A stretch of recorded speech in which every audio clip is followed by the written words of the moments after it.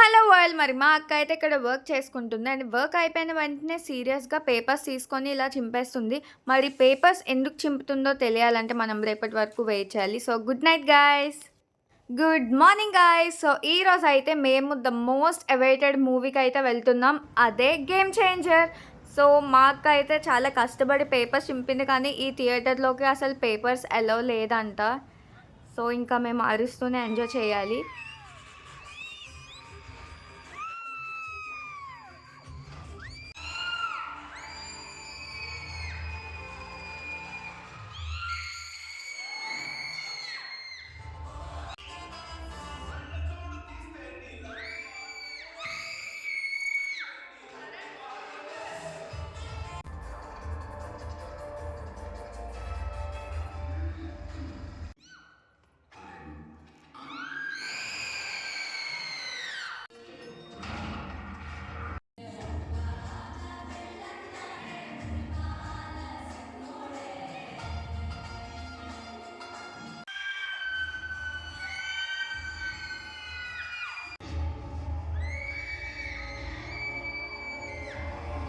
So movie అయితే అయిపోయింది guys. మరి ఇప్పుడైతే 'ఆర్‌సీ డై హార్డ్' ఫ్యాన్స్‌ని మూవీ ఎలా ఉందని అడుగుదాం. Let's go.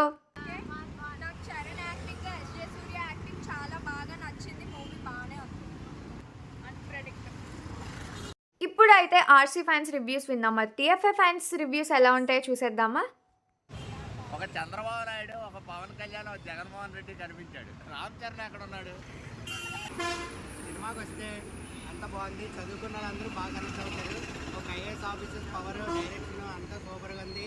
బీజిఎం వచ్చేసి చాలా బాగుంది. బీజిఎం ఇంకా శంకర్ డైరెక్షన్ గురించి చెప్పక్కనే లేదు. అసలు అన్ప్రెడిక్టబుల్. అసలు శంకర్ నుంచి ఇలాంటి బొమ్మ ఎవరు ఎక్స్పెక్ట్ చేయరు. చాలాసార్లు ఎక్కడో చూసామే అన్నట్టు ఉంటుంది, కానీ ఇదే ఫస్ట్ టైం. అండ్ నా ఒపీనియన్ 'గేమ్ చేంజర్' మూవీ మీద అయితే నాకు మూవీ నచ్చింది. డిఓపీస్, బీజిఎమ్స్ అన్నీ చాలా బాగున్నాయి. And it's overall a political drama. మీరు కనుక మూవీ చూసుంటే మీకు ఎలా అనిపించిందో కమెంట్ చేయండి. I will see in the next one. Until then bye world.